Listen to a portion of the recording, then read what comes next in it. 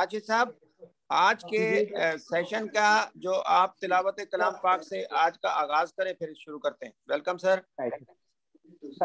अऊज़ु बिल्लाहि मिनश शैतानिर रजीम। बिस्मिल्लाहिर रहमानिर रहीम। वलनब्लुवन्नकुम बिशैइन मिनल खौफि वल जु'i व नक्सिम मिनल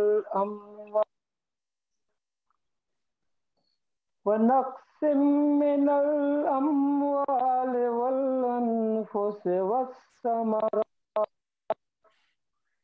वबश्शिरिस साबिरीन अल्लज़ीना इज़ा असाबतहुम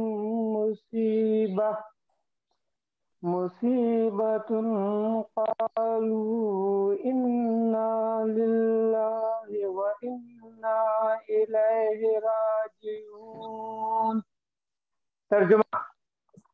और हम तुम्हें जरूर आजमाएंगे कुछ खौफ से और भूख से और मालो जान और फलों के नुकसान से, और आप खुशखबरी दें सब्र करने वालों को, वो जिन्हें जब कोई मुसीबत पहुंचे तो वो कहें हम अल्लाह के लिए हैं और हम उसी की तरफ लौटने वाले हैं। सदक़ल्लाहुल अज़ीम।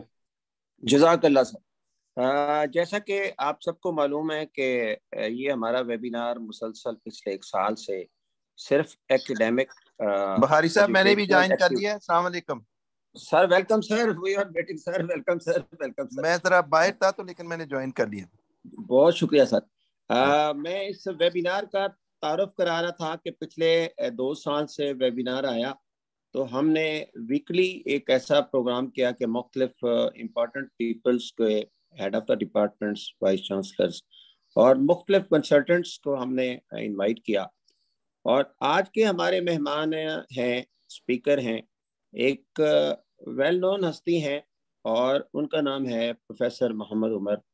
प्रोफेसर मोहम्मद उमर एक जाने पहचाने कंसल्टेंट्स भी हैं, उस्ताद भी हैं और वाइस चांसलर हैं रावलपिंडी मेडिकल यूनिवर्सिटी के। सर आपका बहुत शुक्रिया, आपने इस मसरूफियत में हमें टाइम दिया। डॉक्टर साहब के साथ एक हेड ऑफ द डिपार्टमेंट हैं इन्फेक्शियस डिजीज़ के, और इन्फेक्शियस डिजीज़ का डॉक्टर साहब ने एक शोबा कायम किया। मेरा ख्याल है कि पाकिस्तान के चंद हॉस्पिटल्स में इस तरह का शोबा है जो प्रोफेसर मोहम्मद उमर ने कायम किया। प्रोफेसर मोहम्मद उमर की जो खिदमात थी तो मैंने कहा था उनको कि सर ऐसा है कि मेरे कुलीग भी हैं, मेरे दोस्त भी हैं और हम एक सफ़र के राही भी हैं। तो मैंने कहा था कि आप ऐसा करें कि what are the strategy you adopted during covid and during the recent omicron. साथ ही एक और सवाल पैदा हो गया कि recently the Chinese people, Wuhan people are looking a new virus. If the virus is present in the bat and only one mutation is away from humans, तो उसके बारे में भी at the end इंशाल्लाह। प्रोफेसर उमर साहब, sir आपसे request है कि आज के सेशन का सर आगाज करें। प्रोफेसर मोहम्मद उमर साहब। जी sir.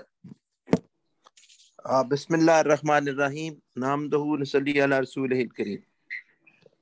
I'm really obliged, Professor Bukhari Saab. He is so kind. He always keep the whole country in loop. ये ज़ात कश्मीर में हो या कहीं या ये लाहौर में हो, इनकी जो एब्सेंस है वो महसूस नहीं होने देते ये। और वन ऑफ दोज टीचर्स जो कि नोन है for his strength and networking all over the country, और जो इनकी प्रोफेशनल सर्विसेज हैं वो तो are we are aware of this. तो I really being honoured sir for this invitation. I love कि मैं फॉर्मल प्रेजेंटेशन में होता, लेकिन मुझे कहीं रात को मैं लेट मुझे वापस आया, लेकिन I made it a point कि मैं अपनी सेमिनार में ज़रूर मौजूद हूँ। तो doctor Majeeb is our associate professor of infectious disease, जैसे आपने राइटली पॉइंट आउट किया कि this is the biggest department in Holy Family Rawalpindi Medical University में of infectious disease, and he is heading that, and he has a tremendous experience of treating the patient of COVID and organizing all 3 hospitals. हमारे साथ जो 3 hospitals हैं, Holi family hospital है जिसमें हमारा infection disease का शोबा है, Benazir Bhutto hospital and district headquarter hospital, and we have a dedicated, COVID hospital, Rawalpindi Institute of Urology. So we have, ये fifth surge है. We have treated about more than, more than 3,000 patients in मुख्तलिफ surge में, and we have, very sort of bad experience in the first surge. And we all know that this was a new virus, and people don't know about this. And the mortality was very high in the first sort of virus, which was 2 years before in December and January. And then gradually we start understanding the pathophysiology of COVID, the nature of this virus, the transmission, and whether the antivirals, and the way it was you're producing disease, and Alhamdulillah, with the over times, we have a very low mortality. Our ICU team is very well versed with the patient to treat in the ICU. We have a very sort of a huge team which is connected with our alumni in America and in Middle East, and we sometimes discuss the complicated with them also. We have a capacity building of the nurses in particular, and we have trained 6-month certificate course for the COVID and infectious disease in Rawalpindi Medical University, not only in our allied hospitals, but then the private sector also. Then we are published about two issue of the journals, which have about 25 articles in each, which are specific to the COVID, which were the faculty journal. Then we publish another report. I hope Dr. Majib, if he can share with this, or we can send you later on. So, sir, what we have, the experience we have was the mutation of the virus, the new variant of the virus. And you rightly said, I was just reading last night that there's a new virus may be coming up, which is called the new COVID, NEO, new COVID. And this is possibly, again, the Wuhan, which this is, people are thinking that this is present in the bat. And God forbid, they are thinking that this may be the most virus which will have more serious complication than the previous one. But anyhow, one message I will give to all of my colleagues and all those who have joined this very important webinar, the key is the vaccination. In the first sort of surge, the Rawalpindi Medical University and Allied Hospital admitted about I think at one time we admitted about 400 cases, and our mortality was about 20%. And now at this point of time, when there is a more than 8,000 cases admitted all over the country, and the mortality has dropped in our center to 3% or 2%, and 80% of these patients are those who have comorbidity or they are not vaccinated. So I think the key message, the medical academia and the family physician in particular must spread is the vaccination. So I think the new variant will continue to come, because the virus has, we have to live with this virus like all other influenza virus. But I'm hoping, inshallah, there will be a herd immunity as we are seeing more and more cases and more vaccination. And this will be ultimate solution to this virus. So I think the medical academia has already sacrificed so many lives. So I must say, Bukhari Sahab, that we should pay our tribute to those who become the martyrs.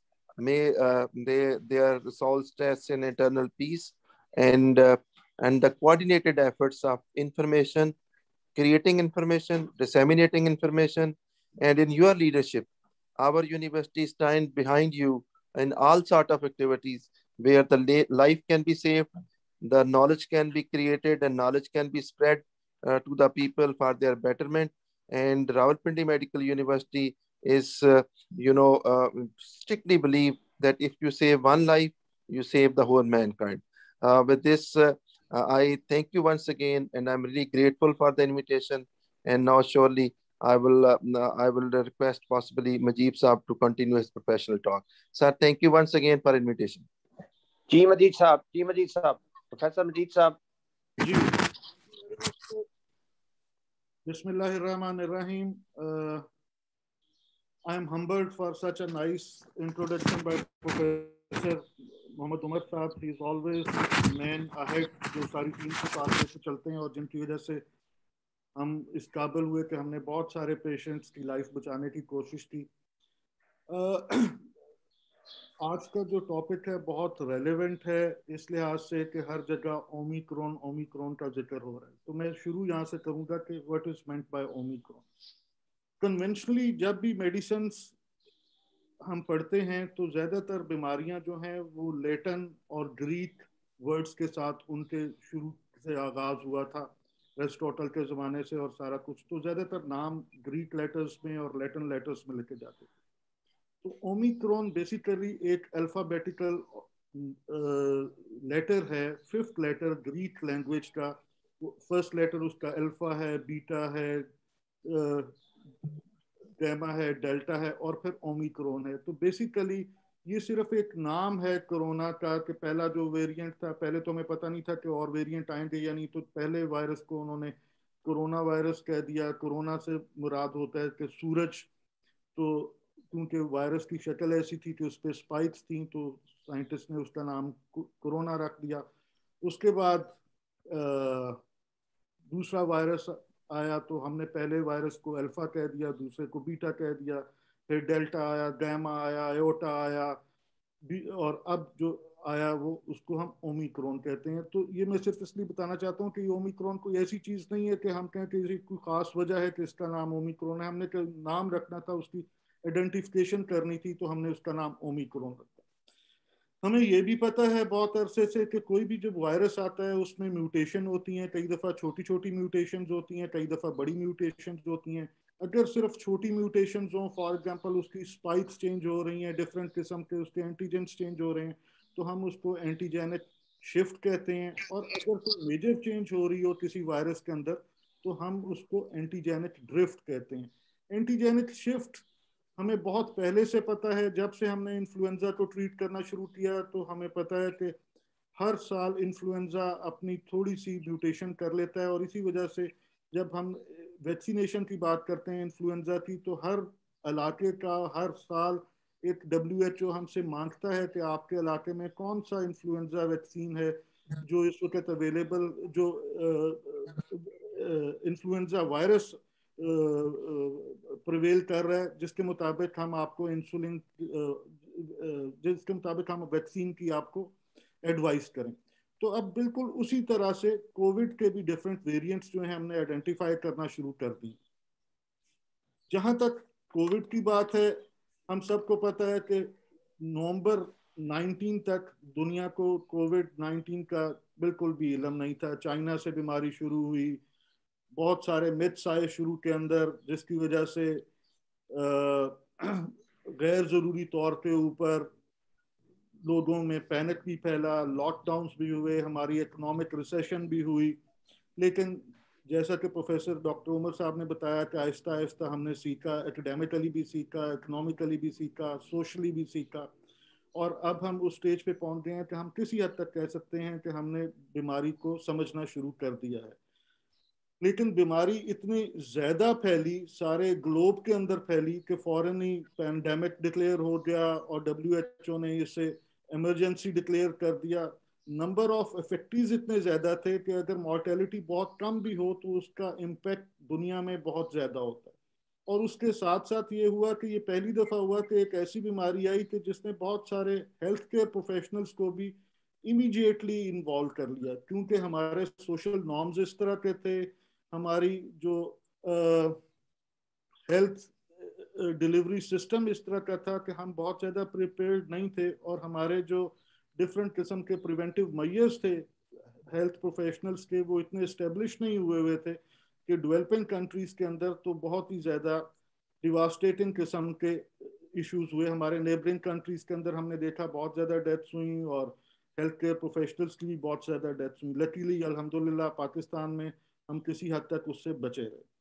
अब थोड़ा सा हम बात करते हैं Covid virus की कि corona virus है क्या। कोरोना वायरस बेसिकली एक वायरस है जो रेस्पिरेटरी ट्रैक्ट इन्फेक्शन काज करता है, और इसके लातादाद सिम्टम्स होते हैं। अब आज के ज़माने में कोई भी आदमी हमारे पास आता है जिसको बुखार हो, नज़ला ज़ुकाम हो, बॉडी एक्स पेन्स हो, हेड एक्स हो, इवन डायरिया हो या कोई इररेलेवेंट किस्म का सिम्टम हो जो आप समझते हैं कि कहीं और अल्टीमेटली कोई दफा एंड पे वो कोविड-19 ही एस्टेब्लिश्ड होता है। अवेयरनेस इतनी ज्यादा हो गई है कि बहुत सारे मरीज जो हैं वो खुद इसको एस्टेब्लिश कर लेते हैं कि मेरे घर में नज़ला जुकाम शुरू हो गया है, एक आदमी से दूसरे को शुरू हो गया है, तो शायद ये कोविड है, इसलिए वो खुद ही कई दफ़ा आइसोलेट हो जाते हैं और आप हमें नहीं बताते। लेकिन मैं उन लोगों को पॉइंट आउट करना चाहता हूँ जो बहुत पढ़े लिखे भी होते हैं, इवन मैंने मेडिकल कम्युनिटी में भी देखा है, जिनको ये पता चल जाता है कि उनको कोविड इन्फेक्शन हो गई है और वो सेमिनार्स भी अटेंड कर लेते हैं, वो पार्टीज भी अटेंड कर लेते हैं और उनके ज़हन में होता है कि मुझे तो कोविड हो गया, मुझे तो कोई फ़र्क नहीं पड़ता, मैं कहीं भी मूव कर दूँ। लेकिन अनफॉर्चुनेटली होता ये है कि उस एक आदमी की वजह से शायद हज़ारों दूसरे आदमी जो हैं वो मुतासर होते हैं और बीमार हो जाते हैं। तो as a professional, as a nation हमें ये एस्टेब्लिश करने की ज़रूरत है कि ये सिर्फ हमारी बीमारी नहीं है, ये पूरी नेशन की बीमारी है। अगर हम बीमार हैं और बाहर जाते हैं और ये बीमारी किसी को कम्युनिकेट कर देते हैं तो हम कभी भी उसको ख़त्म नहीं कर सकते। इन्फेक्शियस डिजीज में सबसे इंपॉर्टेंट चीज़ ये होती है कि आपने जो इन्फेक्शियस चेन होती है उसको ब्रेक करना होता है। इन्फेक्शियस चेन किस तरह बनती है? एक तो वो ऑर्गेनिज्म या बग होता है जो डिजीज कॉज कर रहा होता है, एक वो एनवायरनमेंट होता है जिसके अंदर वो सरवाइव करता है, और तीसरा वो होस्ट होता है जो उस बग को उस एनवायरनमेंट के थ्रू किसी और आदमी को फैलाता है। इन तीनों में से जब तक हम कोई चीज खत्म ना करें उस वक्त तक हम ये चेन कभी भी खत्म नहीं कर सकते। अब मैं कोविड के रेफरेंस से इस चेन की बात करूं तो ह्यूमन बींग्स जो हैं वो इसके होस्ट हैं। हम एक आदमी को, जिस आदमी को वायरस इन्फेक्ट कर देता है, हम कहते हैं कि ये कोविड होस्ट है। वायरस जो है वो कोरोना वायरस है, इधर वो अल्फा वायरस हो, बीटा वायरस हो, डेल्टा वायरस हो या अब वो ओमिक्रॉन हो। और ये हमें पता होना चाहिए कि ये जो डिफरेंट वायरसेस हैं इनके बारे में एक टर्म WHO ने या CDC ने इंट्रोड्यूस की हुई है कि कौन से वेरिएंट ऑफ इंटरेस्ट हैं और कौन से वेरिएंट ऑफ कंसर्न हैं। वेरिएंट ऑफ कंसर्न से मुराद ये होता है कि ये ऐसे वेरिएंट्स हैं वायरस के इस वक्त जिनके ऊपर एक्टिवली तो जो है वो सर्वाइलेंस कर रहा है और ये मॉर्बिडिटी और मॉर्टेलिटी मेजर जो चंक है वो इन डिजीजेस की वजह से। लेकिन कुछ वायरसेस ऐसे होते हैं जो माइल्ड डिजीज कॉज करते हैं और देखा ये गया है कि WHO यूजली सिर्फ उनको वेरिएंट ऑफ इंटरेस्ट के तौर पे ट्रीट कर रहा होता है। इस वक्त हम दो वायरसेस जो हैं जिसमें डेल्टा वायरस और ओमिक्रॉन वायरस जो है ये WHO के वायरस ऑफ कंसर्न है, यानी जब भी ये वायरस आता है तो हमें कंसर्न होता है कि इसकी मॉर्टेलिटी मॉर्बिलिटी क्या है, क्योंकि we are just learning for these two viruses, these are relatively too new viruses. तो मैं बात कर रहा था कि चेन ऑफ इन्फेक्शन किस तरह तोड़ी जाती है। तो होस्ट तो इंसान है, वायरस इस वक्त हम समझ लें कि ओमिक्रॉन वायरस है, और एनवायरनमेंट हमारी जो है वो एयर है, फिजा है, क्योंकि हम सबको पता है कि ये रेस्पिरेटरी डिजीज है। ड्रॉपलेट के साथ इसकी इसका स्प्रेड होता है, और ड्रॉपलेट के साथ जब भी स्प्रेड होता है तो वो स्प्रेड कांटेक्ट के साथ भी होता है। कांटेक्ट से क्या मुराद है कि कोई आदमी स्नीजिंग करता है, खांसता है, छींकता है, और उसके जो ड्रॉप्स हैं वो किसी इमीडिएट आर्टिकल के ऊपर ड्रॉप करते हैं। फॉर एग्जांपल मैं बात कर रहा हूँ और कंप्यूटर के ऊपर मेरे ड्रॉपलेट्स जो हैं इस वक्त गिर रहे हैं, अगर मेरे बाद ये कंप्यूटर कोई और आदमी इस्तेमाल करे और कंप्यूटर की सफाई ना की हो तो देयर इज अ पॉसिबिलिटी कि हाथ लगाने से वो ड्रॉपलेट्स किसी सेकंड आदमी के हाथ पे लगें और इस तरह उसको ट्रांसमिट हो जाए। इसी वजह से जैसे ही साइंटिस्ट ने आइडेंटिफाई किया कि ये रेस्पिरेटरी डिजीज है तो यूनिवर्सल प्रिकॉशंस जो हैं उनकी इम्प्लीमेंटेशन शुरू हो गई। रेस्पिरेटरी एटिकेट्स को बहुत ज़्यादा प्रमोशन मिलना शुरू हो गई, हैंड वॉशिंग को बहुत ज़्यादा प्रमोशन मिलना शुरू हो गई, मास्क के पहनने को बहुत ज़्यादा प्रमोट किया WHO ने। अगर हम थोड़ी थोड़ी इन सब चीज़ों की बात कर रहे हैं तो ये मैं आपको बताऊंगा कि हैंड वॉशिंग WHO का वो सिंगल मोस्ट इम्पॉर्टेंट इंटरवेंशन है जिसने दुनिया में बहुत जानें बचाई। WHO ने अब तक बहुत सारी इंटरवेंशंस की हैं, लेकिन hand washing is the single most the cheapest thing कि जिसने पहले बहुत सारी डायरिया के अंदर जाने बताई, गैस्ट्रोएंटेराइटिस, कॉलरा रिड्यूस किया, और इस सीजन के अंदर कोविड से बहुत सारे लोगों को बचाया। अब बहुत सारी मिथ्स हैं, बहुत सारे लोग हैंड सैनिटाइजर्स बहुत यूज करते हैं, बिल्कुल इस्तेमाल करने चाहिए, लेकिन सबसे अच्छा तरीका पानी और साबुन से हाथ धोना है। ये हमें याद रखना चाहिए कि अगर हमारे पास अवेलेबल हो, हॉस्पिटल्स के अंदर अवेलेबल हो, घर में अवेलेबल हो, तो सिंपल वाटर और सोप के साथ हाथ साफ करना सबसे अच्छा हैंड हाइजीन। सेकंड नंबर के ऊपर definitely sanitisers, they are freely available, लेकिन हमें ये याद रखने की जरूरत है कि हैंड सैनिटाइजर्स बहुत सारे जो हैं फेक भी मार्केट में आ गए हैं। तो one should be very clear as a health care professional कि हम जो हैंड सैनिटाइजर यूज करें वो अप्रोप्रिएट हो, और अपने हाथ को बाद में हमें किसी रात को सोते हुए या किसी वक्त एक अच्छी पेट्रोलियम जेली या कोई सॉफ्टनिंग क्रीम भी इस्तेमाल करनी चाहिए, वरना देखा गया है कि बहुत सारे पेशेंट, बहुत सारे डॉक्टर्स जो रिपीटेडली हैंड हाइजीन का अपना ख्याल रख रहे हैं, उनको स्किन एलर्जीज होना शुरू हो गई हैं या उनको डर्मेटाइटिस होना शुरू हो गया ये डिफरेंट किस्म के सैनिटाइजर्स यूज करने से। सेकंड इंपॉर्टेंट थिंग जो है मास्क हम सबको हर वक्त पहनना चाहिए, लेकिन याद रखना चाहिए कि अगर हम अकेले बैठे हुए हैं तो उस मास्क पहनने का कोई फायदा नहीं, ठीक है जी। तो बहुत सारे लोग जो हैं वो गाड़ी में ड्राइव कर रहे होते हैं और सिर्फ उन्होंने अकेले ड्राइव कर रहे होते हैं बहुत देर तक और मास्क पहना होता है, तो उसका बहुत ज्यादा फायदा नहीं है। इंपॉर्टेंट थिंग है कि जब आप किसी कम्युनिटी में जाएं जहां एक से ज्यादा लोग हों तो वहां हमें मास्क इस्तेमाल करने चाहिए। सोशल डिस्टेंसिंग हमने बहुत ज्यादा अपने आप को पिछले एपिडेमिक्स के अंदर ट्रेन कर लिया था। सोशल डिस्टेंसिंग के लिहाज से हम दूर से ही हाथ हिला देते थे, चेस्ट पे हाथ रख देते थे, लेकिन आई हैव ऑब्जर्व कि अब लास्ट फ्यू मंथ से जब से फोर्थ वेव खत्म हुई थी तो हम डॉक्टर्स ने भी एक दूसरे से हाथ मिलाना शुरू कर दिया है, बगल पीर भी होना शुरू हो गया। मेरा ख्याल है we should still avoid this. ये कोई आल्दो हमारा कल्चर इस तरह है कि जब तक हम फिजिकल कांटेक्ट ना करें, किसी से हाथ ना मिलाएं, हग ना करें, हम समझते हैं कि सेकंड पर्सन को हमने सही तरह इज्जत नहीं दी या उसने हमें इज्जत नहीं दी, लेकिन this is the need of the time कि हम उस सोशल डिस्टेंसिंग को कंटिन्यू करें। आपको मेरी आवाज आ रही है जी? जी आ रही है, आ रही है आवाज, आ रही है जी, आ रही है आवाज। जी सर आ रही है, जी सर आ रही है आवाज। Thank you.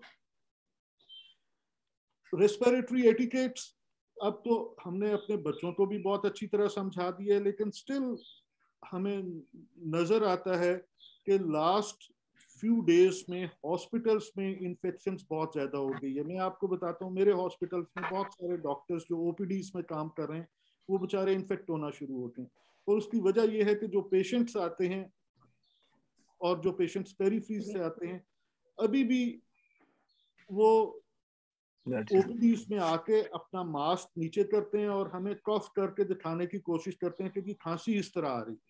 तो दिस इज वेरी इंपॉर्टेंट कि हम जैसे ही पेशेंट हमारे चैम्बर के अंदर एंटर होने लगे या हॉस्पिटल के अंदर एंटर होने लगे तो हमारा बाहर कोई ना कोई ऐसा सिस्टम होना चाहिए, चाहे पोस्टर्स हो, चाहे हमने कोई फिजिकली अपना गार्ड रखा हो, सिक्योरिटी आदमी, वार्ड बॉय रखा हो, जो मरीज को ये बताए कि आप जब अंदर जा रहे हैं हॉस्पिटल में और डॉक्टर के चैम्बर में जा रहे हैं तो मास्क आपने नीचे नहीं करना, डॉक्टर साहब को आपकी आवाज आ रही है। बहुत सारे पेशेंट ये समझते हैं कि जब तक डॉक्टर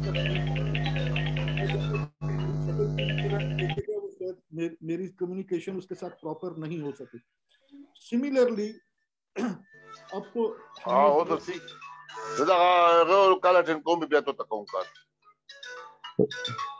जफर साहब अपना माइक्रोफोन म्यूट पे कर दें। जफर साहब प्लीज,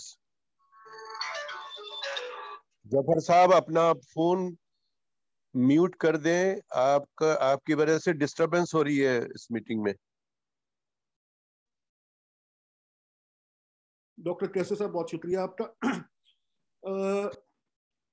तो अपने चैम्बर्स का डिजाइन अपना इस तरह का कर लीजिए कि आपका डिस्टेंस पेशेंट से दूर हो, दरमियान में कोई ग्लास शीट या प्लास्टिक शीट हो, क्योंकि एक फिजिशियन जब बीमार हो जाता है और स्पेशली फैमिली फिजिशियन बीमार हो जाता है तो वो खुद भी बीमार होता है और उसकी जो कम्युनिटी होती है वो भी बहुत ज़्यादा सफ़र करती है।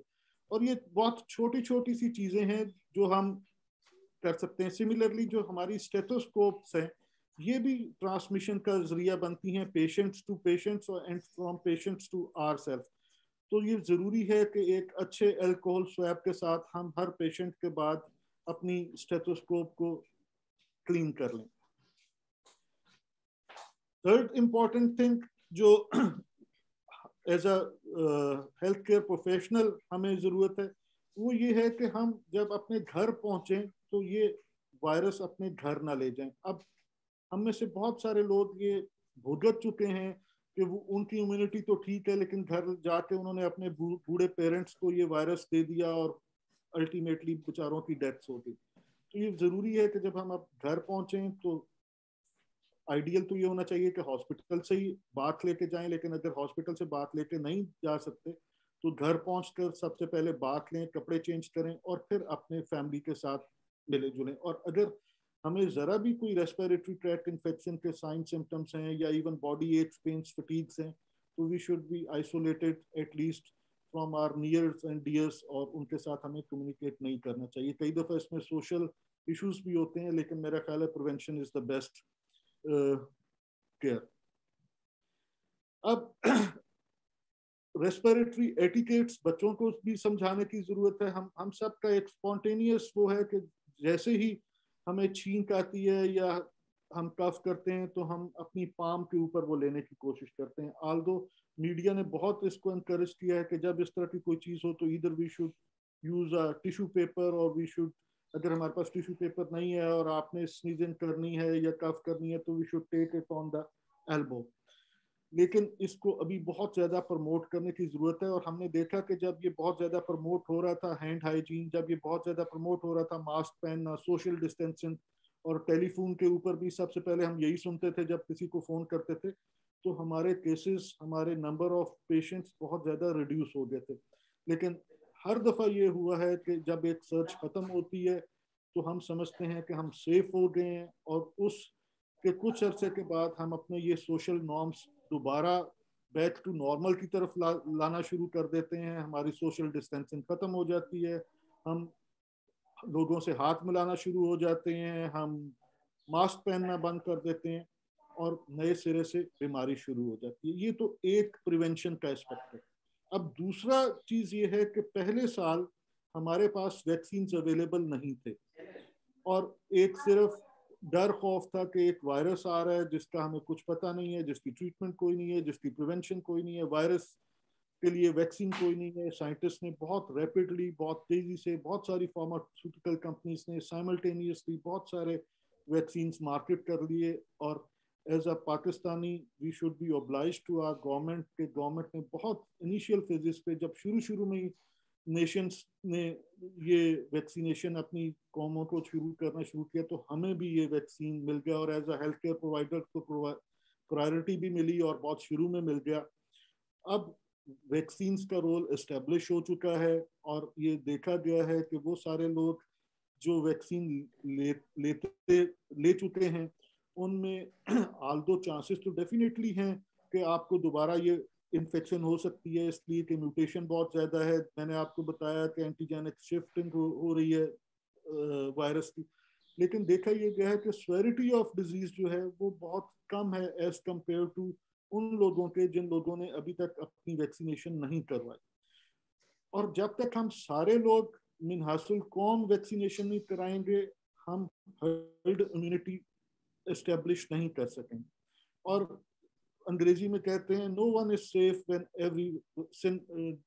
Till everyone is safe. ठीक है, तो जब तक हम में से एक भी आदमी ऐसा होगा जो जिसको ये चांस होगा कि उसे कोविड वायरस हो सकता है ड्यू टू नॉन वैक्सीनेशन, तो एज अ नेशन हम अपने आप को सेफ नहीं कह सकते। हर्ड इम्यूनिटी हम सबको पता है कि जब आप एक सर्टेन लेवल के ऊपर वैक्सीनेशन कर देते हैं तो वो सारे लोग जो वैक्सीनेटेड नहीं होते किसी हद तक वो भी प्रिवेंट हो जाते हैं इस डिजीज से।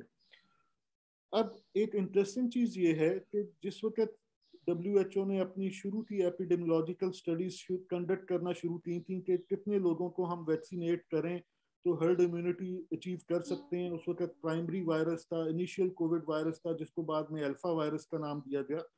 तो ये बताया गया कि अगर 40% पेशेंट्स को हम वैक्सीनेट कर दें किसी कम्युनिटी में, तो देयर इज अ पॉसिबिलिटी कि हम हर्ड इम्यूनिटी उस कम्युनिटी में अचीव कर लेंगे। लेकिन जब डेल्टा वायरस आया जो बहुत तेजी से स्प्रेड कर रहा था, तो इट वाज एस्टेब्लिश कि minimum 70 to 75% of a community जब तक वैक्सीनेट नहीं होगी, हर्ड इम्यूनिटी उस कम्युनिटी की अचीव नहीं हो सकती। और सिमिलरली ओमिक्रॉन जब से आया है, इसकी ट्रांसमिसिबिलिटी जो है वो बहुत ही ज़्यादा है। और अगर आपने भी देखा हो तो फैमिलीज जो हैं वो इन्फेक्ट हो रही हैं। आपके पास एक पेशेंट आता है, आप उसकी हिस्ट्री देते हैं कि घर में कोई और बीमार है, तो वो बताता है कि मेरा तो सारा घर ही बीमार है, बाकी सारे ठीक हो गए हैं, मैं ज़रा ज़्यादा बीमार हो गया हूँ इसलिए आपके पास आते हैं। तो उसके जो सिम्टम्स हैं, जो साइंस हैं, वो रिलेटिवली ज़रा माइल्डर हैं। तो बहुत सारे पेशेंट्स घर में ही अपना फ्लू वाला इलाज करके अपने आप को मैनेज कर रहे हैं। लेकिन ये एस्टेब्लिश हो गया कि जब तक 80 to 90% पेशेंट्स जो हैं परसेंट ऑफ कम्युनिटी जो है वो वैक्सीनेट नहीं अपने आप को करेगी, उस वक्त तक ये वायरस जो है फैलता रहेगा। तो इसलिए as a primary care physician, as a health care professionals, हमें ये कल्चर प्रमोट करने की ज़रूरत है कि हम सारे पेशेंट्स को वैक्सीनेशन करवाएं।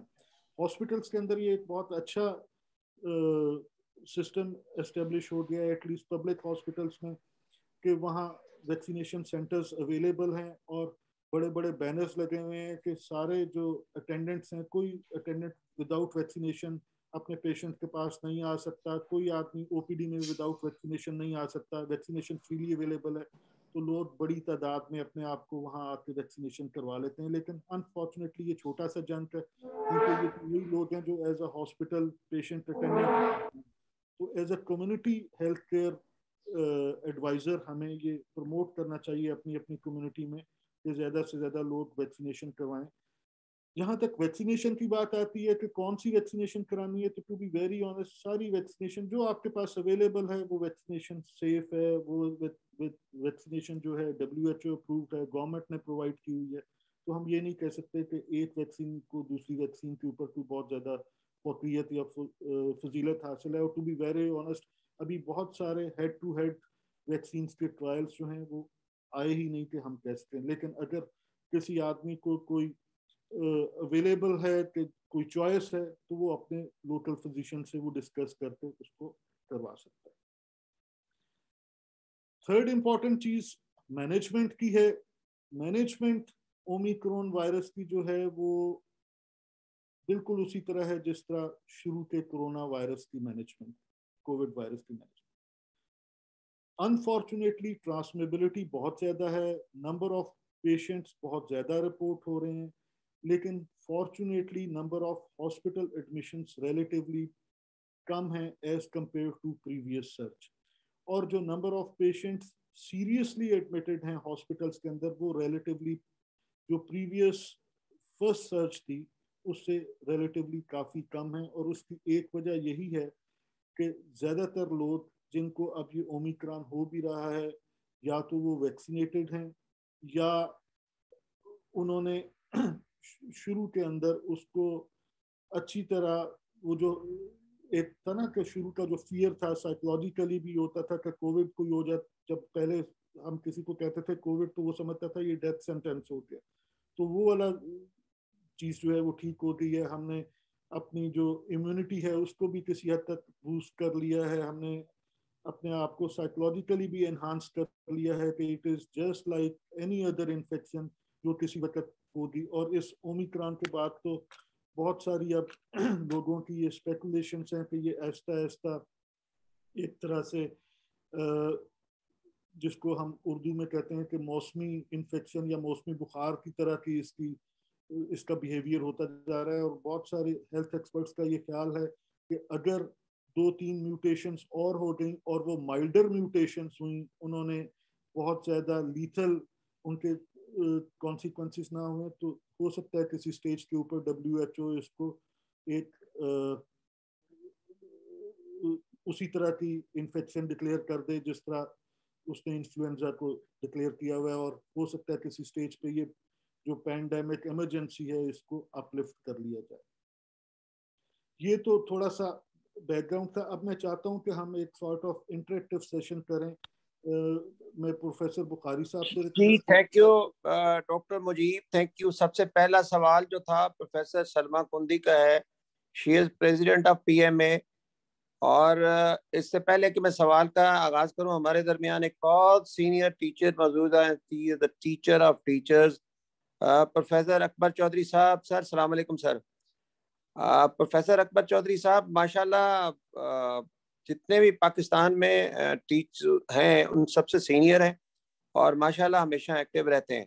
जी प्रोफेसर सलमा कुंदी का सवाल ये है कि आप इसका एक स्टैंडर्ड ओमिक्रॉन का स्टैंडर्ड ट्रीटमेंट प्रोटोकॉल के स्टीरॉयड का यूज करना है और ब्लड थिनर का यूज करना है, इसके ऊपर कुछ आप रोशनी डालेंगे? जी सर, बिल्कुल। बहुत जबरदस्त मैडम ने ये क्वेश्चन किया। ये हमें याद रखना चाहिए कि जो स्टैंडर्ड ट्रीटमेंट है कोविड की गाइडलाइंस का, वो वही है जो पेशेंट की डिफरेंट स्टेजेस के ऊपर डिपेंड करता है। फॉर एग्जांपल, हम कोविड को डिवाइड करते हैं कि ये माइल्ड डिजीज है, मॉडरेट डिजीज है, सीवियर डिजीज है। It doesn't make a difference कि ये ओमिक्रॉन वायरस की वजह से हुआ है, ये डेल्टा वायरस की वजह से हुआ है, ये या अल्फा वायरस की वजह से हुआ है। ये तो हो सकता है कि अल्फा वायरस कम तेजी से स्प्रेड करे, बीटा वायरस जरा ज्यादा करे, ओमिक्रॉन बहुत तेजी से करे। लेकिन जब वो डिजीज ट्रिगर करता है, जब वो क्लिनिकल सिम्टम्स के साथ पेशेंट के अंदर आता है, तो डिजीज एक ही तरह से बिहेव करती है। थोड़ा सा फर्क सिर्फ ये है कि अभी तक देखा ये गया है कि जो ओमिक्रॉन है ये अपर रेस्पिरेटरी सिम्टम्स ज्यादा कॉज कर रहा है, जबकि हमने देखा था कि जो फर्स्ट फेज के और सेकंड फेज के वायरसेस थे वो निमोनिया के साथ हमारे पास पेशेंट ज्यादा आ रहे थे, रेस्पिरेटरी फेलियर के साथ पेशेंट ज्यादा आ रहे थे। तो जो स्टैंडर्ड गाइडलाइंस दी गई हैं WHO की, CDA की, जिसके अंदर बताया गया है कि अगर ऑक्सीजन सेचुरेशन इतने % से नीचे आए तो हमने स्टीरॉइड्स देने हैं, अगर पेशेंट को कोमॉर्बिडिटीज हैं, पेशेंट ओबीस है, बेड रिडन है, डी डाइमर इतने हैं, वो जो cut off values said means जो हमारा कोविड एक्सपर्ट एडवाइजरी ग्रुप है या WHO की है, जो बेसलाइन उन्होंने रिकमेंडेशंस दी हुई हैं, ओमिक्रॉन वायरस में भी हम वही फॉलो करते हैं। हमें ये भी समझने की जरूरत है कि हमारे पास ऐसे रिसोर्सेज अभी नहीं है अक्रॉस द कंट्री कि हम हर आदमी का ये आइडेंटिफाई कर लें कि ये ओमिक्रॉन है। हमें नहीं पता कि ये ओमिक्रॉन है, ये बीटा वायरस की वजह से इन्फेक्शन हुई है। हमारे पास तो रिजल्ट आता है कि PCR for Covid is positive, और अगर हम सो कार्ड आर्टिफिशियल इंटेलिजेंस यूज करते हैं और हम CT स्कैन HRCT करते हैं, उसके ऊपर कोई वो हमें सस्पिशन आता है, तो वी स्टार्ट ट्रीटिंग एज कोविड-19 डिजीज। और कोविड-19 डिजीज की जो बेसिक मैनेजमेंट है वो यही है कि आप ऑक्सीजन सेचुरेशन पेशेंट की ऑब्जर्व करते हैं, आप पेशेंट को अंडर ऑब्जर्वेशन रखते हैं, आइसोलेट रखते हैं। अगर आप ये समझते हैं कि कोई सेकेंडरी इन्फेक्शन है, और सर एक और मैं अपने जूनियर कोलीग्स के लिए कहना चाहूँगा कि होता ये है कि हमारे पास एक कोविड का मरीज आता है जिसको मल्टी मॉर्बिडिटी होती है, जिसको कोमॉर्बिडिटीज होती हैं। हम सारी वो बेसिक्स भूल जाते हैं कि हमने उसकी डायबिटीज भी ट्रीट करनी है, हमने उसका ब्लड प्रेशर भी ट्रीट करना है, हमने उसका यूरिया क्रिएटिनिन का भी ख्याल रखना है। हमारा सारा फोकस उसके कोविड की तरफ हो जाता है, और नतीजा ये होता है कि कोविड तो 10-15 दिनों के बाद शायद ठीक हो जाता है, लेकिन वो डायबिटीज की वजह से डायबिटिक कीटोएसिडोसिस में चला जाता है, वो 4-5-6 दिन में रीनल फेलियर के अंदर पुश हो जाता है, वो उसको अनकंट्रोल हाइपरटेंशन की वजह से स्ट्रोक हो जाता है। तो ये बहुत ज़रूरी है कि हमने पेशेंट को एज अ टोटल देखना है। तो स्टीरॉइड्स, और जहाँ तक बात है क्लेक्सेन की या कोई भी ब्लड थिनर यूज करने की, तो उसकी वही इंडिकेशंस हैं जो पहले से कोविड मैनेजमेंट की एडवाइस की गई। Thank you doctor Mujeeb. Doctor Sajid साहब का, कैसर सज्जाद का जनरल सेक्रेटरी है पीएमए का सवाल है कि इसके लिए कितने दिन की क्वारंटाइन जरूरत है, रिकमेंडेड क्या है, इसका क्या क्राइटेरिया है?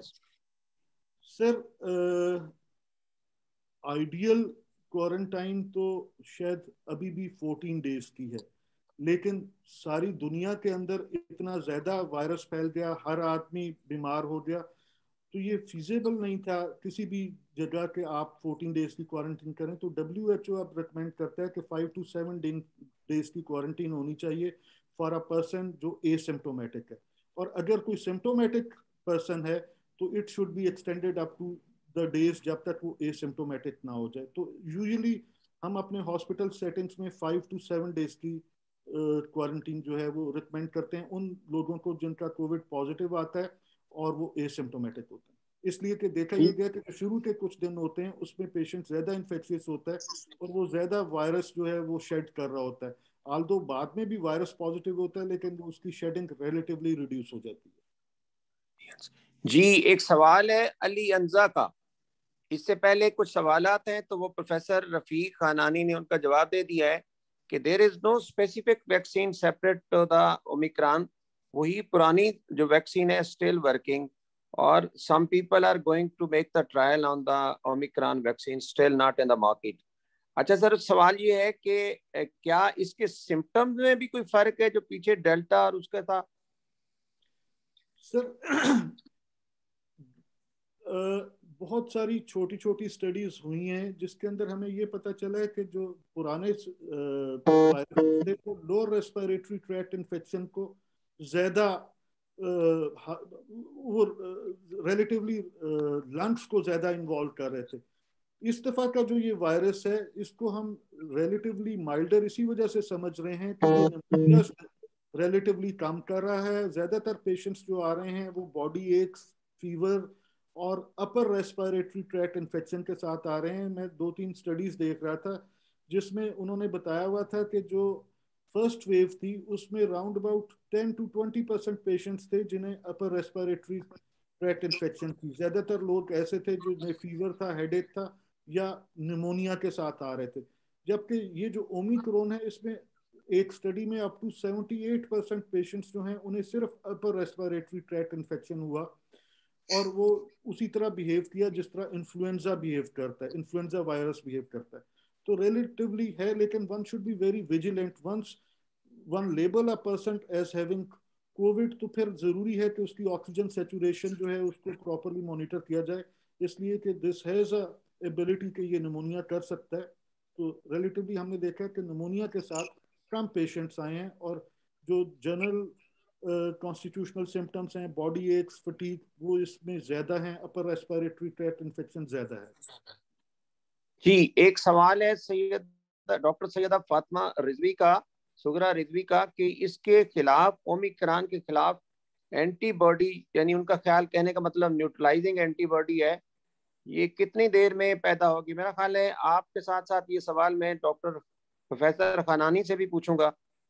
जी जी सर।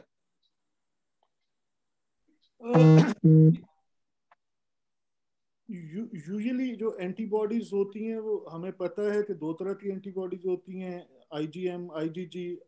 किसी भी वायरस के अगेंस्ट 7-8 दिन के बाद एंटीजेंस, वो एंटीबॉडीज IgM जो है बनना शुरू हो जाती हैं और यूजुअली 2 से 3 हफ्ते के बाद IgG बनती हैं। लेकिन ये रिलेटिवली क्लिनिकली इररेलेवेंट है इस वक्त। उसकी वजह ये है कि अब तक हमने बिहेवियर देख लिया है डिजीज का कि वो सारे लोग जिन्हें शुरू के अंदर कोविड हुआ और हम समझते थे कि अब शायद दोबारा कोविड नहीं होगा, उन्हें भी कोविड हो गया इन स्पाइट ऑफ दिस कि उनके एंटीबॉडीज लेवल बहुत अच्छे थे। ऐसे पेशेंट्स जिन्होंने वैक्सीनेशन कराई और पूरी डोज वैक्सीनेशन की करवा ली और उसके बाद एंटीबॉडीज चेक करवाई, स्पाइक एंटीबॉडीज भी अच्छे लेवल पे थी, उनको भी दूसरी तीसरी दफा कोविड हो गया। तो एंटीबॉडीज का बनना ये बिल्कुल ये नहीं शो करता कि दोबारा किसी आदमी को कोविड नहीं हो सकता, क्योंकि एंटीजेनिक शिफ्ट हो रही है। तो पॉसिबिलिटी हो सकती है कि कोई नया वेरिएंट ऐसे हो जो पुरानी एंटीबॉडीज को कैटर फॉर ना करे। और वो जिस तरह आपने कहा प्रोफेसर साहब से, आप उनकी राय भी ले लीजिए। जी प्रोफेसर खानानी, आप थोड़ा सा बताएंगे इसके बारे में? जी, अस्सलाम वालेकुम। Thank you for giving me an opportunity to respond to this question.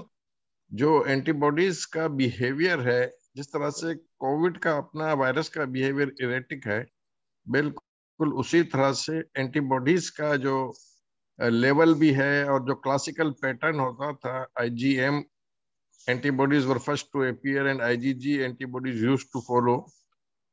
लेकिन अब जो है वो कोविड की वायरस के सिलसिले में हम ये देख रहे हैं कि बहुत से लोगों का IgG एंटीबॉडीज पहले आ जाता है, IgM या तो उसके साथ आता है या बाद में भी आता है। दूसरा ये है कि IgM एंटीबॉडीज आम जो भी इन्फेक्शंस में हम लोगों का क्लासिकल पैटर्न हम देखते चले रहे थे कि 3 वीक्स 4 वीक्स में IgM डिक्लाइन हो जाता है। अनफॉर्चुनेटली इसमें IgM कई लोगों में कई महीनों तक परसिस्ट कर रहा है। सही, हमारे पास एक 5 माह जी तक 5 माह तक जी जी जी तो इस लिहाज से जो है वो सर ने सही बताया कि जो है वो बड़ा इरेटिक बिहेवियर है और हम कोई बहुत यूजफुल इस एंटीबॉडी लेवल से इंफॉर्मेशन हासिल नहीं कर सकते except for the epidemiologic purposes to find out the exposure to the virus. और फर्स्ट वेव में सेकंड वेव में सब में जो है ना वो एंटीबॉडी लेवल्स जो है ना वो कंटिन्यूअसली जो है वो फ्लक्चुएट कर रहा है। Thank you sir. जी बिल्कुल। अच्छा आसिफ साहब, ये एक सवाल आया बड़ा अच्छा प्रोफेसर सलमान कुंदी का कि आइवरमेक्टिन के बारे में आप बताएं कि ओमिक्रॉन के काफी सारी स्टडी तो कह रही हैं कि आइवरमेक्टिन प्रोफिलैक्टिकली बेहतर है। आपका अपना तजर्बा बताएं आइवरमेक्टिन के बारे में। आपने मुझसे सवाल किया सर? जी सर, आपसे सर। अच्छा सर, इस तरह है कि स्टडीज बहुत हैं। टू बी वेरी ऑनेस्ट, शायद मुझे इस फोरम पे कहना चाहिए या नहीं कहना चाहिए, हमने बहुत कुछ बेच दिया कोविड के नाम पे। We started with mask, oxygen भी बेच दिए, सिलेंडर भी बेच दिए, एजोमैक्स भी सारी उठा के बेच दी। तो आइवरमेक्टिन भी देखें, मैंने बहुत सारे सीरियस पेशेंट्स जो है ना वो डील किए हैं। ये वो पेशेंट जिसने आइवरमेक्टिन ली है वो भी आईसीयू के अंदर पहुंचा, उसकी भी डेथ हुई डिफरेंट उसके अंदर। और वो बहुत सारे पेशेंट्स जिन्होंने आइवरमेक्टिन नहीं ली, मैंने भी बहुत लोगों को आइवरमेक्टिन ब्लैक में लेके दी, लेकिन टू बी वेरी ऑनेस्ट मैं अपनी क्लिनिकल प्रैक्टिस में आइवरमेक्टिन यूज नहीं करता हूँ, इसलिए कि साइंटिफिकली ये एक वायरल डिजीज है। तो कोई आप एंटीवायरल तो यूज कर सकते हैं, लेकिन प्रोफाइलेक्टिकली आइवरमेक्टिन का मैं अपनी क्लिनिकल प्रैक्टिस में मैंने इसको एस्टेब्लिश नहीं किया। बहुत अच्छा सारे सर, एक सवाल आपसे और है, ओरल एंटीवायरल का क्या रोल है सर? सर हमने उसको यूज की, लेकिन हमने उसे कोई बहुत ज्यादा इफेक्टिव नहीं पाया अभी तक, कोई ऐसा नहीं है। तो जो हमने अपने क्लिनिकल ट्रायल्स किए हैं उसमें रेमडेसिविर डेफिनेटली इफेक्टिव थी ऐसे पेशेंट्स में जिनकी सर्टेन इंडिकेशंस थी। तो रेमडेसिविर के साथ हमारी मॉर्टेलिटी पेशेंट्स की रिड्यूस हुई, और वो इवन जैसे ही रेमडेसिविर अवेलेबल हुई थी हमने अपने बहुत सारे पेशेंट्स को दिया, राउंड अबाउट 1000 पेशेंट्स को हमने रेमडेसिविर दिया अपने वार्ड्स के अंदर, और वो सारे वो पेशेंट्स थे जो मॉडरेट टू सीवियर डिजीज के थे। तो रेमडेसिविर का डेफिनेटली एक अच्छा हमने इफेक्ट जो है पाया। लेकिन जो देखें सर, ये वायरल डिजीज है, और हम देखा ये गया कि इससे पहले भी जो पेशेंट्स हैं उनकी एक नेचुरल हिस्ट्री होती है। तो 8 से 10 दिन में बहुत सारे पेशेंट्स जो हैं वो सिर्फ सिम्टोमेटिक अगर मैनेजमेंट कर लें तो वो बेहतर हो जाते हैं। वंस आपकी ऑक्सीजन ड्रॉप होना शुरू हो जाए, वंस आपके लैब्स खराब होना शुरू हो जाए, तो फिर आपको कोविड की स्पेसिफिक एंटीवायरल मेडिसिन की जरूरत डेफिनेटली पड़ती है। जी डेफिनेट। प्रोफेसर राशिद साहब का सवाल है, प्रोफेसर राशिद महमूद साहब का, why to vaccinate a person who already has sufficient number of antibody in the blood including anti-spike antibody? Sir बड़ा अच्छा सवाल है सर। सर टेक्निकली स्पीकिंग तो बिल्कुल ठीक सवाल है, लेकिन एपिडेमियोलॉजिकल स्टडीज हैव रिवील्ड के जब कोई आदमी, स्पेशली ये वाला जो जैसे प्रोफेसर खानानी साहब ने बताया कि बहुत एरेटिक बिहेवियर है एंटीबॉडीज का, we have seen number of patients जिनको कोविड इन्फेक्शन हुई, जिनके एंटीबॉडीज बहुत हाई टाइटर के ऊपर थे जब उन्होंने चेक किए, and they again developed the disease in second surge और third surge. So it is recommended by WHO that all the persons who even have had infection, they must be vaccinated after 28 days of their cure. In spite of this, कि उनकी जो antibodies titer है वो high है, they should be vaccinated. तो इस वजह से अब ये डिफरेंट स्टडीज ने बताया कि जो पोस्ट इन्फेक्शियस एंटीबॉडीज हैं वो बिल्कुल भी ये श्योरिटी नहीं देती कि आपको प्रिवेंशन होगी। अच्छा, एक बड़ा अच्छा इंटरेस्टिंग सवाल है डॉक्टर उज़मा अली का। ये मेरे ख्याल में डॉक्टर खनानी आपके मुतालिक है ज्यादा। All types of SARS-CoV has gone through antigenic shift.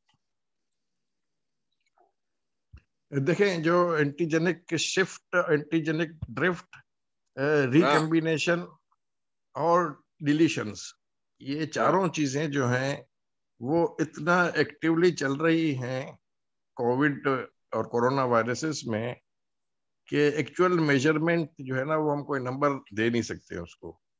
अच्छा, दूसरा ये है कि जो पाकिस्तानी पॉपुलेशन में हम ओवरऑल कोविड में थ्रू आउट हमने देखा है कि डिजीज की सीवियरिटी जो है वो compare to several other countries बहुत ही कम रही है। उसमें अल्लाह ताला की मदद अपनी जगह पर शामिल है, लेकिन जो साइंटिफिक एविडेंस है उसका, जो कि हम लोग सब जो है वो बीसीजी वैक्सीनेटेड हैं, पूरी नस्लें हमारी जो है वो पिछले 50 साल से इसी तरह से जो है वो मलेरिया और क्लोरोक्विन का इस्तेमाल जो है वो हमारे जनरेशंस में चला आ रहा है, बहुत कॉमन है। तो बहुत सारे ऐसे फैक्टर्स हैं हमारी पॉपुलेशन में जिसकी के वजह से जो है वो शायद कोविड या ओमाइक्रॉन या इसके जो भी वेरिएंट हैं, तो डिजीज की सीवियरिटी और मोर्टेलिटी जो है वो ग्लोबली जितनी देखी जा रही है उससे हमारे मुकाबले में रिलेटिवली कम है। तो एग्जैक्टली मोलिकुलर लेवल पे क्या हो रहा है और कितनी शिफ्ट, कितनी ड्रिफ्ट आ रही है, ये हमारे यहाँ अभी भी जो है ना बहुत ही हम लोग स्टडीज बड़ी अर्ली स्टेज में है। So hopefully we will be able to come out with some conclusion maybe in a couple of months.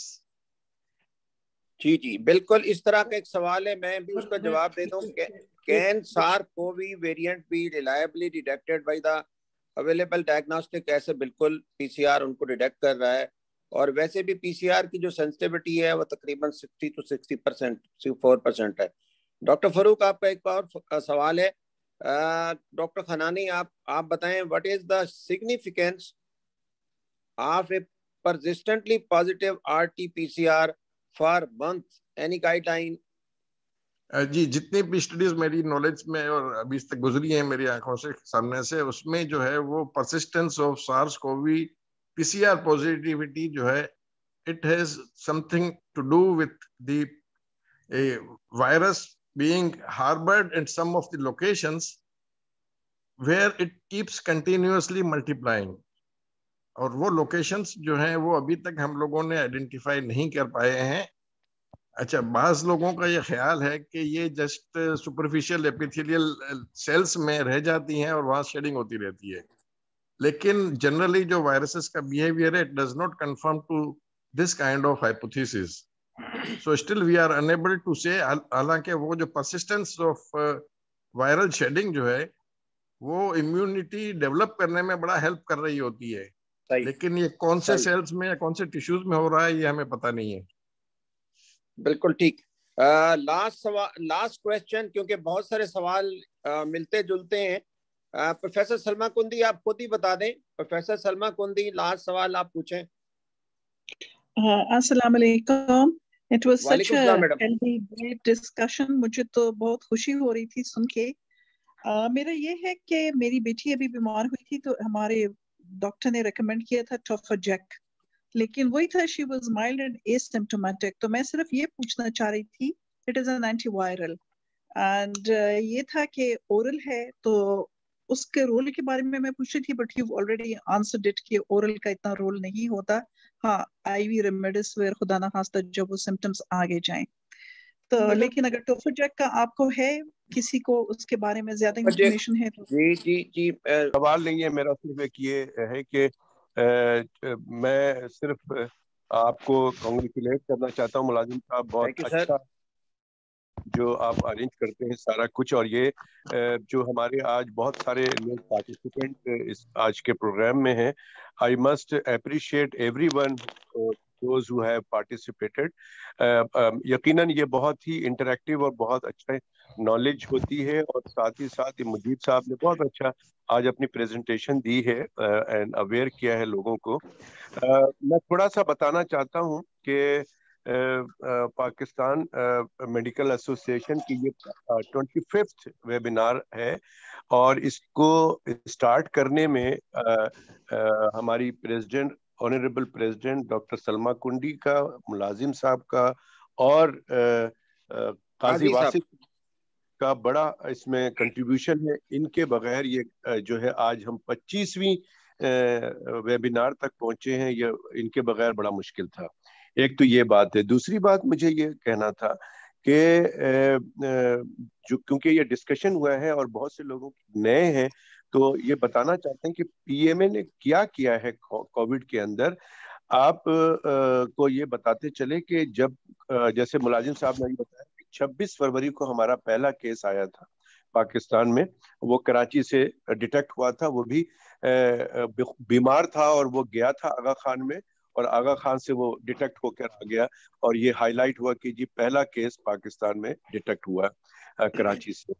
लेकिन पाकिस्तान मेडिकल एसोसिएशन ने 22 जनवरी 2020 को गवर्नमेंट को एक खत लिखा और प्रेस रिलीज के जरिए बताया कि चाइना के शहर वुहान में एक बीमारी आई है जिसका नाम कोरोना है, और उसमें 6 लोग इंतकाल कर चुके हैं और 300 लोग उसमें बीमार हैं।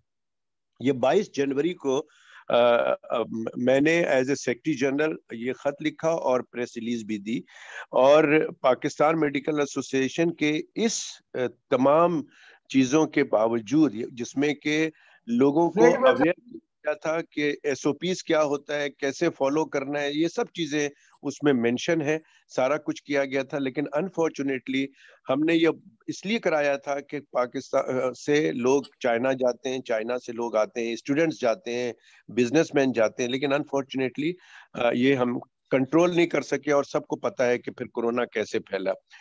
सेकेंडली ये है कि पीएमए ने इसमें बहुत सारा ऐसा काम किया शुरू में, जिसमें कि हमारे जो डॉक्टर हजरात हैं वो बीमार होने शुरू हुए और इंतकाल होने शुरू हो गए। उसकी वजह ये थी कि चूंकि नया वायरस था, जैसे कि मजीद साहब भी बता रहे हैं कि लोगों को पता ही नहीं था कि करना क्या है, इवन हमारे हेल्थ केयर वर्कर्स को। तो पीपीई एक लफ्ज आया, पर्सनल प्रोटेक्टिव इक्विपमेंट, जो कि उसको पहन के हमें मरीज को देखना था, लेकिन अनफॉर्चुनेटली वो गवर्नमेंट ने भी कुछ नहीं किया था, जिसपे हम पीएमए ने बार बार शोर मचाते रहे मीडिया के ऊपर। आप लोगों को सबको पता है कि पीएमए ने कितना इस पे शोर मचाया, और आखिर में ये हुआ कि पीपीई अवेलेबल हुई, और साथ ही साथ पाकिस्तान मेडिकल एसोसिएशन ने, जिसमें कि लाहौर ने बहुत अच्छा काम किया, कराची ने बहुत जबरदस्त काम किया, और we as a PMA centre ने इसको पीपीई को बनवाया और बनाकर डिफरेंट हॉस्पिटल्स में पर्सनली जाके डिस्ट्रीब्यूट किया, ना सिर्फ डॉक्टरों को बल्कि जो हमारे पैरामेडिकल स्टाफ हैं उनको भी दिया।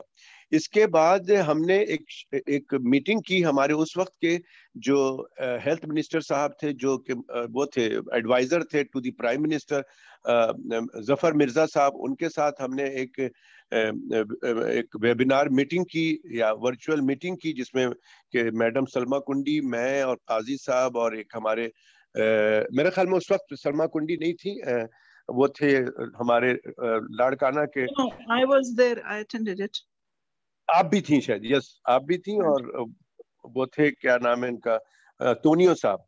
तो ये बात हमने उनसे कही कि देखें हमारे डॉक्टर्स इंतकाल कर रहे हैं, आपको प्रोवाइड करनी चाहिए, और रेगुलर बेसिस पे। आपने एक जगह दे दिया तो इसका मतलब नहीं है कि वो बात खत्म हो गई। पीपीई रेगुलर बेसिस पे सप्लाई होनी चाहिए, प्लस जो हमारे डॉक्टर्स इंतकाल कर गए अब तक किसी ने भी, और आज की डेट तक भी, मैंने कल भी एक प्रोग्राम के अंदर टेलीविजन में ये प्रोटेस्ट किया कि आज तक भी किसी ने भी उनकी फैमिली का वेलफेयर पता नहीं किया गवर्नमेंट की सतह पे, ना ही प्रोविंशियल ना ही फेडरल गवर्नमेंट ने। दिस इज वेरी अनफॉर्चुनेट कि उनकी फैमिली का क्या है। और हमारा डिसाइड हुआ था जुल्फा मिर्जा के साथ कि हम जो है इनको एक शहीद पैकेज का नाम दिया गया था, वो दिया जाएगा, लेकिन वो भी अभी तक नहीं किया गया। तो ये एक मैं सिर्फ आ रहा हूँ, खत्म कर रहा हूँ। दूसरी जो बात है कि जो पीएमए के जो हमारे ऐसे वर्कर्स हैं जो कि इसमें काम में लगे हुए हैं, मैं उन सबको खराज तहसीन पेश करता हूँ। जो डॉक्टर्स अभी इंतकाल कर गए हैं, 232 डॉक्टर्स पाकिस्तान में इंतकाल कर गए हैं। एनसीओसी 170 समथिंग बताती है, शायद उनके पास लिस्ट नहीं, हमारे पास पूरी तस्वीरों के साथ, मेजॉरिटी लोगों की तस्वीरों के साथ हमारे पास है। और 31 पैरामेडिकल स्टाफ इंतकाल कर चुका है।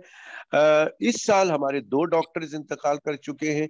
मैं ये चाहता हूं कि हमारे तमाम जो इस वक्त पार्टिसिपेंट हैं, प्लीज ओमिक्रॉन की जो एक बेसिक बात मैं बताता चलूं, मुजीब साहब यहाँ मौजूद हैं, इसके बाद मैं एक सवाल भी करूंगा।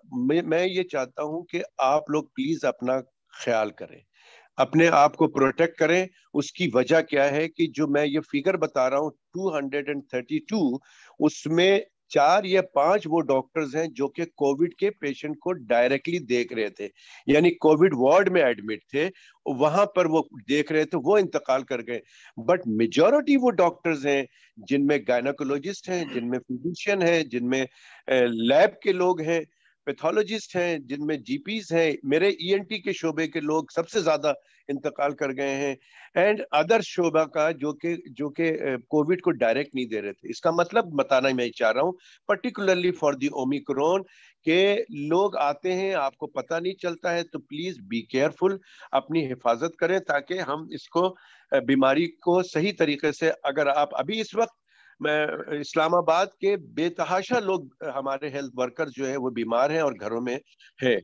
गो कि इतना परेशान, हॉस्पिटलाइजेशन नहीं है, लेकिन परेशान कुन जरूर है। कराची में बहुत सारे लोग, सिंध में बहुत सारे लोग, पंजाब में बहुत सारे लोग बीमार हैं। तो मेरा एक सवाल मुजीब साहब से या इस्लामाबाद के कोई लोग यहाँ, जी बताएं। ये पूछना है कि मुझे बता सकते हैं कि जो ओमिक्रॉन के जो केसेस हैं, अब तक जो कोरोना के जो केसेस अभी इस्लामाबाद में हैं या लाहौर में, या खानानी भी बता सकते हैं, लैब के एक्सपर्ट हैं, कि उनमें से कितने % लोग जो है नॉन वैक्सीनेटेड हैं, जो इन्फेक्टेड हैं?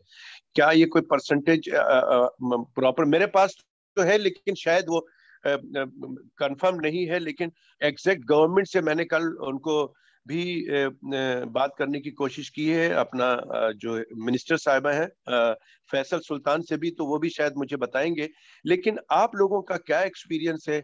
मैंने ये देखा है कि जिन्होंने बूस्टर डोज लगाया हुआ है वो शायद बहुत ज्यादा प्रोटेक्टेड है, लेकिन जिन्होंने बूस्टर डोज नहीं लगाया है, 2 वैक्सीन लगाई है, वो भी उतने ही बीमार हो रहे हैं जितने कि नॉन वैक्सीनेटेड है।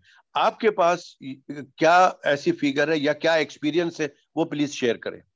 जी, मैं आपको कैसा सजाद इसका जवाब मैं देता हूं कि ये पाकिस्तान की तो स्टडी है नहीं, ये कैलिफोर्निया की स्टडी है, और कैलिफोर्निया की स्टडी में ये कहा गया है कि the people who are vaccinated plus who are reinfection 57 time protected है, एक बात। दूसरा है कि the people who are unvaccinated and reinfection, their protection is about 53%। इसके बाद जो आपने सवाल किया है कि how many people are unvaccinated, California की और न्यूयॉर्क की स्टडी है, 1 मिलियन पीपल के ऊपर की गई है। अनवैक्सीनेटेड पीपल में 6 टाइम ज्यादा इन्फेक्शन देखी गई। अभी पाकिस्तान का डाटा अभी नहीं आया, जो आपके पास डाटा है वो भी अभी इतना इमेच्योर है। तो एक सवाल राशिद साहब आप कर रहे हैं, प्रोफेसर राशिद साहब, हम चीमा साहब को भी वेलकम करते हैं। चीमा साहब आप बैठे आए हमारे इस वेबिनार में, वेलकम सर।